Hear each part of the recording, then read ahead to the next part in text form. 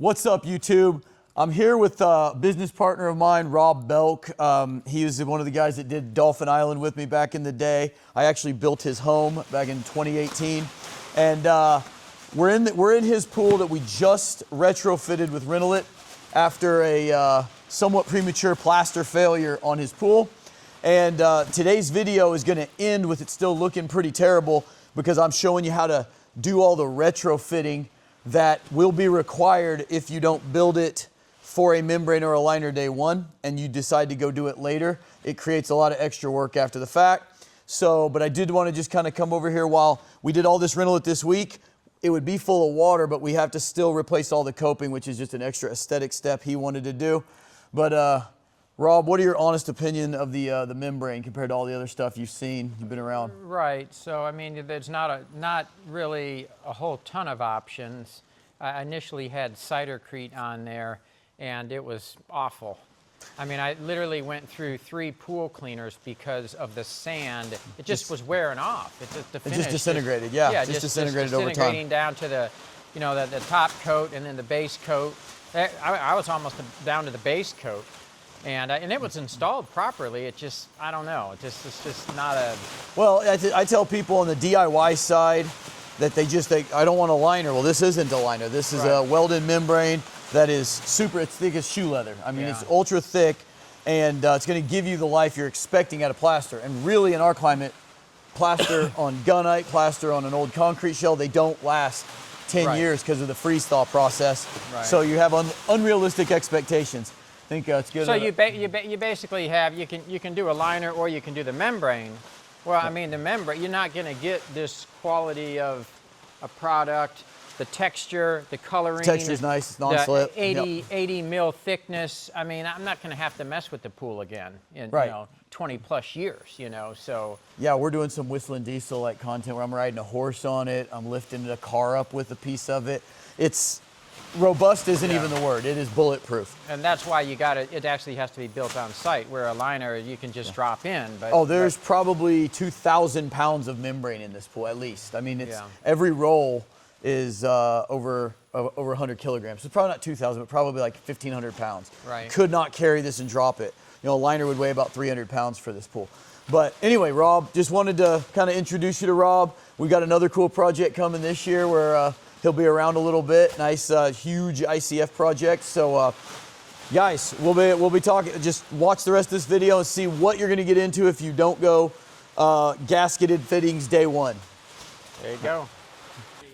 All right, guys, we're back over here at this cidercrete remodel. I'll just go ahead and say the thing because I'm fixing to show you guys why we believe in 3 main finishes: vinyl liner on the price point scale, then Renolit for the value and longevity and durability, and then Eco Finish for some of the wilder, crazier shapes and stuff that are really hard to do a membrane in.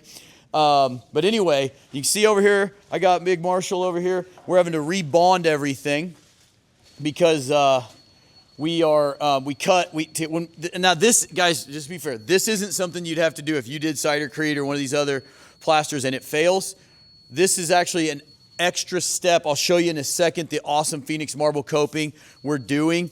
This is just something the homeowner wants to do to upgrade his pool. But just real quick to show you right here, we had to chisel out this skimmer, which I showed you before. And we got it. It's working out pretty good. We got this vinyl liner skimmer here that is all we're going to have to do is trim those off, and it's going to sit right here and be the exact perfect height. But the pipe is about 3 inches too far back, so we're gonna have to put a 45 forward and a 45 up to offset this back out, because you know the old skimmer sat here. We're moving it up about 8 inches, but this is a deep well skimmer, so it's closer to lining up than it would be. But as soon as they get this done, they're setting this to an exact laser. Our coping is 2 inches thick. This is 2 1/4 inches below this, so we'll be able to make a nice thin set bed after the fact. We're getting ready. As soon as they get this bond wire tagged into all this rebar and all the way around the pool, we will actually be pouring a mortar bed into here. But follow me down here and let me show you. Now, this is unfortunately more typical than I would like to tell you, because while we only did about 3 pools with this finish, and none of them have lasted, this one's 8 years old. It's by far the longest lasting one of the 3. Okay, so yeah, guys, what you've got here is most of these Cretes have a base layer, and in this case, cider Cretes is beige. So you see this cider base, I think it's called like cider base or something like that. And then, so you'll see a delamination between the 2 layers, but then you also see you have 2 layers of finish coat, which is the cider Crete that's colored, and you see delaminations between those. Now, I will tell you, I didn't do this install, but the guy who did, I know he was on the phone with them. He followed the directions as good as he could. But we've seen this a lot. It's mostly in freeze-thaw environments, in cold environments, but that's where the ICF pools shine. And we just hate to see this. You guys put a ton of money into these pools, and then, 4 years later, it needs to be redone. And if you've gone this way, you're seeing all the stuff we're having to do, chiseling back and getting to all these fittings to make them handle a membrane. It's a lot of work. I'm not saying it's like impossible. The other thing a lot of people do is we always monopore any pools that do not have a membrane or a liner going in. So if we're counting on the concrete shell to hold water, plastered, creted, whatever, this right here is all one piece. This was one of our very first monopore pools because I get no less than 30 to 40 emails a year from you guys who have built a pool with a cold joint, tried to use something like this, and even though the finish is brand new and holding up, it's leaking at the cold joint because a human hair of movement at that joint and it's going to leak. So there's things that we know from our vast experience doing this, and one thing is, as a DIY product, we don't love this. Even though some of the, I really like the guys at Base Crete. This is not Base Crete. It's similar, but Base Crete's got a lot smarter chemists. Vito's really, really awesome, but I still think on a DIY level, the membranes and stuff are just so much lower failure rate, and if they do have a problem, they're so easy to fix, whereas this stuff can be a lot more difficult. That's if I'm making my point without sounding too bad. But you can look over here. I mean, we're about to have to, this is a very steep slope. I'm probably going to bust my butt, which would be good YouTube. But you can see over here, this wall, I mean, we're going to have to go around. Here we go. That was about it. We're going to have to mix up grout and fill this in, sponge it off, make it all even so that we can put membrane on this without seeing what looks like the surface of the moon. So we're fixing to do that right now. Just kind of wanted to give you a synopsis and really show you why we hate this kind of stuff, because it sets you guys up for failure. And that's really what we're about, is our pool kits, I guarantee, have the highest success rate of successful builds. We don't sell pool kits to do this. Some people are just really gung-ho to do tile or something. Base Crete is an amazing substrate for tile. So, in circumstances, we do sell them that are getting base created. We even sell Base Crete. But as a product for a pool finish, we don't love any of the Cretes. But cider, especially, the homeowner will be in one of these videos one of these days. He's a little more bitter about it than I am. I think, their marketing is really good. It sounded great 8 years ago. It really hasn't panned out on any pool I've seen. I have not talked to one person with a pool over 5 years old that's not having problems. Not to say they don't exist, but I don't know about them. Anyway, I'll show you all the stuff we got to do. Okay, guys, so one of the biggest pain in the butts when we're trying to save a gunite pool, or, in this case, an ICF pool with a plaster finish that we want to go to Renolit, is we need a vinyl liner skimmer, which you've seen me talk about before.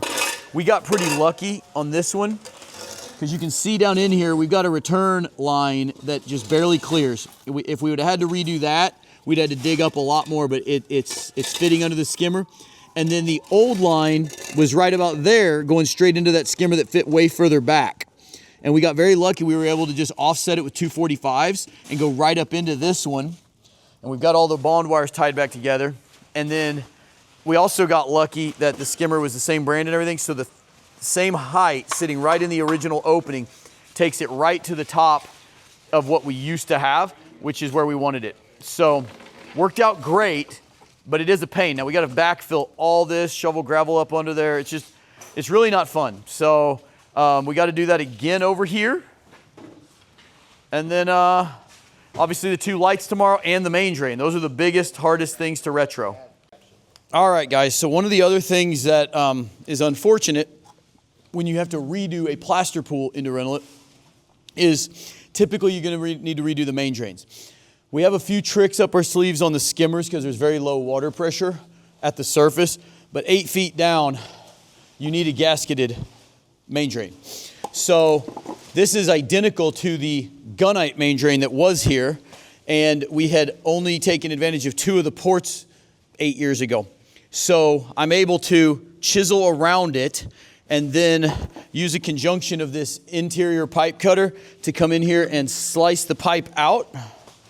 And then either one of these socket savers. This one's a lot sharper and cuts a nice clean socket, but this one is better on old brittle pipe. It just does less, it torques less. So I kind of do a combination. I'll use this one to get down in the concrete, and then I'm able to use the original sockets that are still down in the concrete, put 2 new risers on, measure them and get them exact to where this thing will be flush with the surface, and then I'll have to re-pour this, and then we'll be ready for Renolit. So that's kind of the long and the short of it. It's not super fun. It's not that bad. It looks worse than it is. We obviously did the same thing to the light niches.